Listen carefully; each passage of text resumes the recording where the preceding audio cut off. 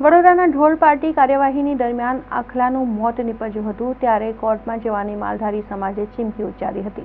વડોદરામાં રસ્તે રખડતા ઢોલ પકડવાની કાર્યવાહીમાં કોર્પોરેશનની ઢોલ પાર્ટી કામગીરી કરે છે તે દરમિયાન એક આખલાનું મરણ થયું હોવાનો આક્ષેપ કરવામાં આવ્યો છે। આ સાથે મૃતક આખલાને લાલબાગ ઢોરવાડા ખાતે લાવવામાં આવતા અહીં માલધારી સમાજના આગેવાનો ઉમટી પડ્યા હતા।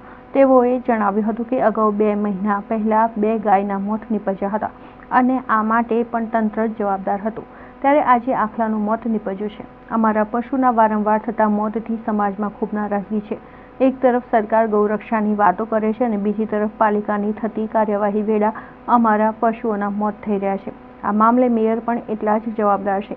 જો ન્યાય નહીં મળે તો આ સમગ્ર ઘટનાની ફરિયાદ કોર્ટમાં કરવામાં આવશે। હિતેન્દ્રભાઈ હતા, હવે એમનું એવું કેવું, હિતેન્દ્રભાઈ આવ્યા હતા 4 થી 5 ફેરી આ શાક માર્કેટ અહીંયા હતી તો શાક માર્કેટમાં એટલું ગંદકી થાય છે કે ગ્રાહક આવતા નથી તો એમને બી વિરોધ કર્યો કે ભાઈ આ કચરા પેટી હટાવો તો અમે અહીં આવીએ, બરાબર। તો અહીં ગાડી આ રોડ પર નડે છે એ નહીં નડે। આજે મોદી સાહેબ પોતે વર્ષમાં 2 વાર ગાની પૂજા કરતા હોય અને આજે અહીંના જયસ્વાલ, જેને હું સીધો જયસ્વાલ ઉપર જ આક્ષેપ કરું છું કે એવા અધિકારીઓને કેવા આદેશ આપે છે કે ટક્કર મારીને આ માલધારીઓને એવું કહેવાનું છે કે ટક્કર મારીને આખલાને મારી નાખે।